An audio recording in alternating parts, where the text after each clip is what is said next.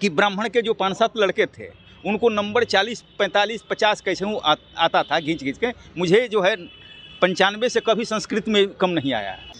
नमस्कार, वर्णिका में आप सभी का स्वागत है। आपके साथ मैं हूं संतोष सारंग और आप देख रहे हैं हम सबका पसंदीदा कार्यक्रम शब्दों की सत्ता। साथियों, आज मैं दिल्ली में हूं और दिल्ली में साहित्य अकादमी में पुस्तक मेला लगा है। पुस्तक मेला में पुस्तक प्रेमी पहुंचते हैं, लेखक पहुंचते हैं, प्रकाशक और चिंतक, बौद्धिक जगत से जुड़े लोग पहुंचते हैं। घूमने के दौरान मुझे यहाँ पंकज चौधरी किस किस से लड़ोगे कविता संग्रह के रचयिता प्रसिद्ध कवि से मुलाकात हुई और एक और साहित्य अकादमी से जुड़े हुए राधे श्याम मंगोलपुरी जी से मुलाकात हुई। पुस्तक मेला और पुस्तक के बहाने हम इन दोनों से कुछ बात करते हैं साहित्य पर और सामयिक जो समस्याएं हैं, जो संदर्भ है, उसको हम समझने की कोशिश करते हैं इन दोनों से। तो चलिए हम बात करते हैं पंकज चौधरी से और राधे श्याम मंगोलपुरी जी से। पंकज जी, सबसे पहले वर्णिका में आपका बहुत बहुत स्वागत है। बहुत बहुत धन्यवाद संतोष भाई। आपके जो संग्रह है, कविता संग्रह किस किस से लड़ोगे, उस पर दलित विचारक लेखक कंवल भारती लिखते हैं कि पंकज चौधरी न समाजवादी हैं, न मार्क्सवादी हैं, वे अराजकतावादी हैं और साहस के कवि हैं। उनके कहने का आशय क्या है? और अंत में वे कहते हैं, किसी एक विचारक को कोट करते हुए, कि प्रेम और न्याय का जो सिद्धांत है उसके बिना संसार में कोई क्रांति नहीं हो सकती है। ये कोट करते हैं आपको लेकर। तो कंवल भारती आपको अराजकतावादी कहते हैं, लेकिन अराजकतावादी का क्या आशय है और प्रेम और न्याय के सिद्धांत से आपके इस कविता संग्रह को कैसे जोड़ते हैं? अराजकतावादी इसीलिए कहा है क्योंकि उन्होंने मेरी कविताओं में जाति को लेकर के जो सवाल पैदा हो रहे हैं, जाति को लेकर के जो सवाल पैदा होते हैं, मान लीजिए जो पिछड़ी जाति के लोग हैं, जो दलित वर्ग के लोग हैं, मैं देख रहा हूं कि वहां भी जो है भेदभाव है, वहां भी जो है असमानता है। वहाँ भेदभाव और असमानता इसलिए है, इस बात को लेकर के है कि यदि कोई यादव है तो वो कहता है कि नहीं, यदि यादव में यदि कोई कृष्णायत यादव है और यदि उसके सामने में कोई मजरौट यादव जो है सो मतलब का सवाल पैदा होता है, तो वो कृष्णायत यादव कहता है कि मजरौट हमसे मतलब जो हैं छोटे हैं, हमसे अधम है। कोई कुर्मी है, अवधिया कुर्मी है, मान लीजिए, अवधिया कुर्मी के सामने में यदि कोई मतलब गैर अवधिया पहुंच जाता है तो वो अवधिया कहता है कि नहीं, ये कुर्मी जो है हमसे निम्न है, हमसे नीच है। वहीं पे चमार है, चमार में जो आपको रविदासीय जो चमार होते हैं वे अपने आप को कहते हैं कि सर्वश्रेष्ठ हैं, और फिर गैर रविदासीय चमार जो हैं वे मतलब अंत्यज हैं। तो उनको अच्छा, वहीं दूसरी ओर सामाजिक न्याय की जो बात है, मतलब मैं समाज में दलित वर्ग से दलितों को, पिछड़ों को, आदिवासियों को, मुसलमानों को उसके अधिकार मिले, उनको सम्मान मिले, मैं इसकी भी बात करता हूं।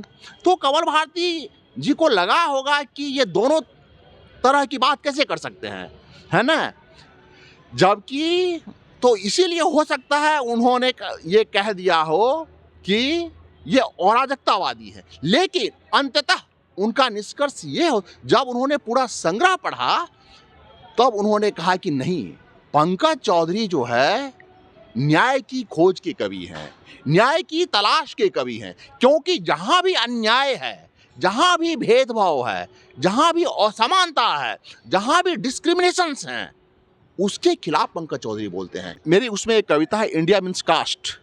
इंडिया मीन्स कास्ट मतलब आज यहाँ पे हमारा देश जो है हजारों साल से जो है एक जातिवादी देश है, जातिवादी देश है। और यहाँ पे जैसे ही जाति का सवाल पैदा होता है।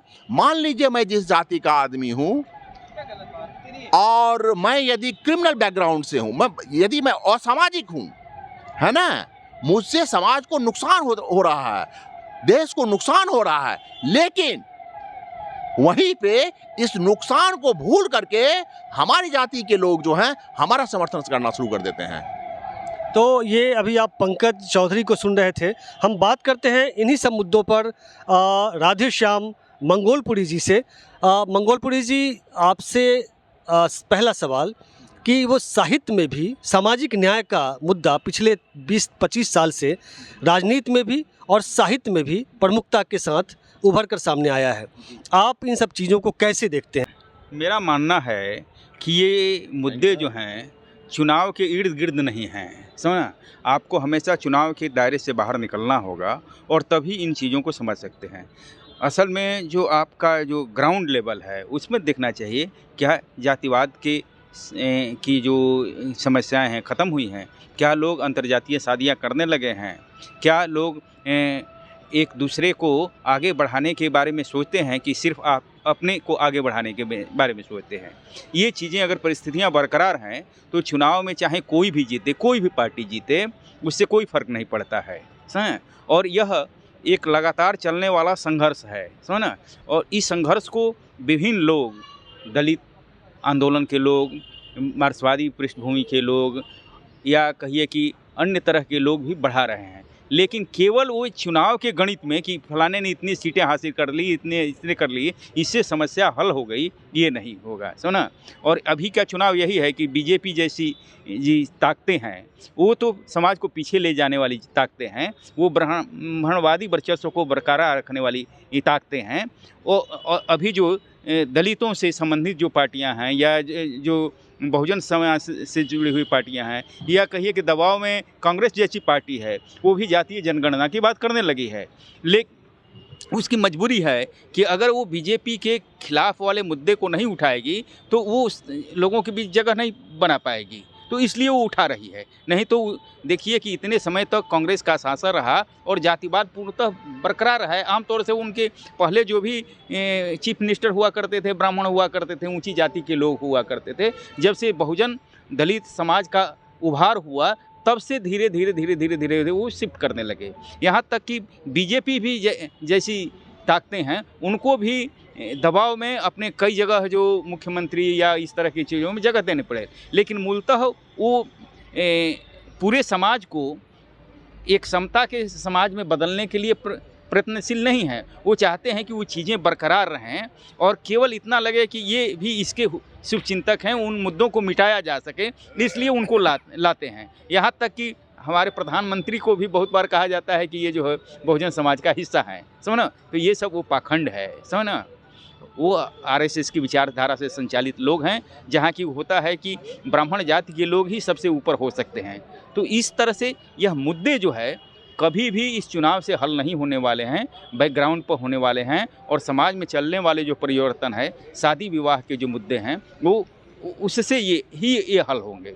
और मैंने महसूस किया है, मैं एक ऐसी कम्युनिटी से आता हूँ जो कि बैकवर्ड जाति का हिस्सा है, तो अपने गांव में ही देखा है कि मुट्ठी भर ब्राह्मण हुआ करते थे और पूरे जो एक बड़ा सा गांव था उसमें जो है कुर्मी हैं, जादव हैं, उनको आपस में लड़ा करके और वो जो है अपना जो है वाहवाही किया करते थे।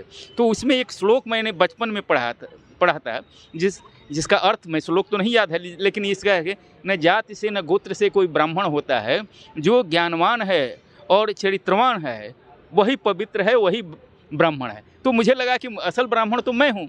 और मैं अपने क्लास में जब पढ़ता था तो देखता था कि ब्राह्मण के जो 5-7 लड़के थे उनको नंबर 40, 45, 50 कैसे हूँ आता था घिंच के। मुझे जो है 95 से कभी संस्कृत में कम नहीं आया, समझना। तो मुझे ये एहसास होने लगा कि ये है जो, लेकिन मैं देखता था कि एक ब्राह्मण का लड़का जो मेरे साथ पढ़ता है, जिसका कान में उस समय यह भी होता था कि बच्चा जो तेज होता था वो जो जिसको कुछ नहीं आता था उसका कान भी उमेटवाते थे शिक्षक, है ना। तो जिनका काम मैं कान उमेटता था वो आकर के मेरे पिताजी को कहता था कि ए श्री भगवान हमारे बाबूजी तारा के बोलौली हैं, समझ ना। तो इस तरह की भाषा बोलता था। मैंने मैं अच्छा आपकी बात से एक सवाल मेरे मन में उभरा है। जी जी आपने कहा कि संस्कृत में आपको अधिक नंबर आते थे, जी जी 95, जी और जो ब्राह्मण के लड़के हैं उसको कम आते थे। जी जी जबकि ये लगातार नैरेटिव तो ये बनाया जाता रहा है कि जो सवर्ण है वो प्रतिभाशाली होते हैं, हाँ। और जिसे मैंने पिछले एपिसोड में जनजात आरक्षण की बात कही थी, जी मेरिट धारी कहा जाता है, जी और आरक्षण वाले खासकर अयोग्य ओबीसी होते ये अयोग्य होते हैं। जी जी और नहीं। आप कह रहे हैं कि उस समय अपने जमाने में आप उनसे आगे थे ब्राह्मण। निश्चित रूप देखिए अवसर नहीं मिला। जो बहुजन समाज के लोग हैं, दलित समाज के लोग हैं, उनको अवसर ही नहीं मिला तो वो करेंगे कैसे, समझा। अच्छा कैसे कर दिखाएंगे। जो शिक्षक हैं ऊंची जाति के होते थे तो वो उनको पढ़ने का ही बहुत जगह तो अवसर नहीं देते थे, समझा। तो इसलिए वो प्रतिभाएं थी तभी रहती थी। लेकिन मेरे गांव में सब कुछ के बावजूद माहौल कुछ है। जैसे संयोग से शिक्षक भी थे, तो जिस स्कूल में मैं पढ़ता था उसमें वो शिक्षक थे, वो बैकवर्ड, संयोग कहिए, ये संयोग कहिए कि बैकवर्ड थे हैं। पिछले 20-25 सालों में काफ़ी आंदोलन हुए, सामाजिक न्याय के आंदोलन। जी इसके बावजूद जी ये धर्म की राजनीति करने वाले लोग जी कैसे सफल हो रहे हैं, और जिसकी आबादी 80-85% है, सामाजिक न्याय वाले लोग जो मंडल कमीशन से आंदोलन से निकले, बहुजन आंदोलन चला, जी इसके बावजूद आपको क्या लग रहा है कि आखिर धर्म और सांप्रदायिक राजनीति करने वाले लोग सक्सेस क्यों हो रहे हैं, जबकि किशन पटनायक की किताब शायद है जो लिखा था भारत शूद्रों का होगा, जी जी क्या लग रहा है कि ये फिर से हम मनुस्मृति के दौर में जा रहे हैं, क्या दिख रहा है आपको? देखिए और क्या ये कारण क्या है? हैं, नहीं मुझे देखिए चूँकि अभी सत्ता मैंने जो राजनीतिक सत्ता की ही बात मत कीजिए, तमाम तरह की सत्ताओं में कहिए कि वो ज्ञान की जो जहाँ भी जो संस्थाएं हैं, जो भी संस्थान हैं, वो उनमें सब उनकी ही बहुलता है, तो वो अपनी चलाने की कोशिश करें। अभी तो हमने टकराना उनसे शुरू किया है। एक माने में कहिए कि ज्ञान के क्षेत्र में हम टकरा रहे हैं उनसे, हाँ। और एक समय छोटे से एकदम बहुत मामूली से कहिए कि जैसे आपके महात्मा फुले वगैरह जो हैं या अंबेडकर हुए, तो ये तो बहुत उस समय तो उससे तो समाज बहुत आगे गया है, समझना। उसमें उससे समाज बहुत आगे गया है। और हम लोग सवर्णों की मीटिंग में भी जो है खुलेआम ये बात कह देते हैं, समझो, हमको डर नहीं लगता। लेकिन हमारे समय में ये संभव नहीं था। हमारे पिताजी उस समय जब मैं पढ़ता था 6वीं 7वीं 8वीं में, तो अपने गांव में बहुमत में होते हुए, बहुत सारे लोग होते हुए भी हम अपने दरवाजे पर नहीं बैठ सकते थे, खाट पर, अपने ही खाट पर, अपने दरवाजे पर नहीं बैठ सकते थे। अच्छा एक चीज़ बताइए, जी। आपका उम्र भी बहुत है, उस जी। समय किस किस तरह से प्रताड़ित किया जाता था, भेदभाव होता था, कुछ प्रमुख चीज़ें बताएं। देखिए उस समय ये क्या होता तरीके थे उनके? उनके तरीके ये थे कि एक तो प्रताड़ित करने का ये तरीका था कि जो कोई आगे बढ़ता हो उसको रोकने के लिए एक जाति से दूसरी जाति को लड़ाते थे, सुनो। प्रत्यक्ष रूप से वो कहते नहीं थे, लेकिन वो कोई आपके जो अंतर्विरोध हैं उस अंतर्विरोधों का फ़ायदा उठाते, वो समझ नहीं पाते थे। मेरे ही गांव में जो है जादवों और कुर्मियों के बीच खूनी संघर्ष हुए, समझना। इस तरह की स्थितियाँ होती बक्सर हैं। में? हाँ, बक्सर में। अब मेरे गांव में हुए, समझना। उसमें एक आध मर्डर हुए। बाद में हम लोगों ने समझाया, सीखिए ये जो है कि जब बड़े हुए तब भी बात समझ में आई कि ये सब काम है। और समझिए कि मैं अगर मार्क्सवादी आंदोलन के साथ जुड़ा तो उसका यही कारण था कि मैं देखता था कि जाति के अंदर भी जो, जिसको अभी पंकज जी ने बहुत बढ़िया कहा कि एक ही जाति के अंदर हैं और कैसे जो होता है, तो मैं देखता था कि हमारी ही जाति के जो अमीर लोग हैं, संपन्न लोग हैं, वो लोग क्या करते हैं कि उस झगड़े को वो ब्राह्मणवादी प्रभाव है। केवल ब्राह्मणवाद का मतलब केवल ब्राह्मण मत समझिए, ये समझिए कि ब्राह्मणवाद का जो प्रभाव है उसके अंदर हम लोग बड़े थे, आज भी बहुत हद तक हैं, समझना। हमारे जैसे लोग जो थोड़े पढ़ लिख गए, समझना, तो वो उसको समझ रहे हैं, उस अंतर्विरोध को समझ रहे हैं, उसको हल करने की कोशिश कर रहे हैं। मंगोलपुरी जी ने कहा कि टकराहट है, विचारों की टकराहट है, और पहले हम जवाब नहीं दे पाते थे, वो जवाब दे पा रहे हैं राजनीतिक क्षेत्र में भी, सामाजिक क्षेत्र में भी। साहित्य में क्या हुआ है कि एक तरफ संविधानवादी जो लोग हैं, अम्बेडकरवादी लोग हैं साहित्य में, और एक तरफ मनु के विधान से जो उत्पन्न हुए लोग हैं, साहित्य में भी ये टकराहट बढ़ी है क्या? साहित्य में टकराहट तो जबरदस्त रूप से बढ़ी है। इस टकराहट को शुरू करने वाले राजेंद्र यादव थे।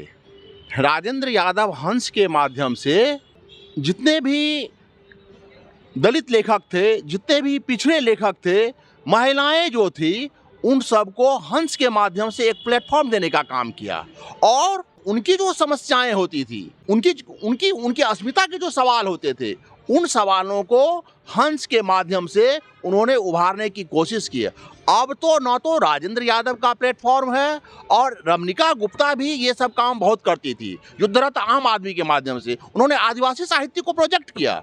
आज हिंदी में कम से कम दलित और आदिवासी साहित्य जो है स्थापित हो चुका है। आप दलित साहित्य को और आदिवासी साहित्य को इग्नोर नहीं कर सकते हैं। आपको उनको सम्मान देना होगा, आपको उनको अपने कार्यक्रमों में बुलाना होगा। आप यदि नहीं बुलाते हैं तो फिर आपका कार्यक्रम सफल नहीं होगा। लेकिन वहीं पे दूसरी ओर जो है ओबीसी के जो लोग हैं, पिछड़ी जाति के जो लोग हैं, वहाँ जो है उनका भी साहित्य उभर रहा है।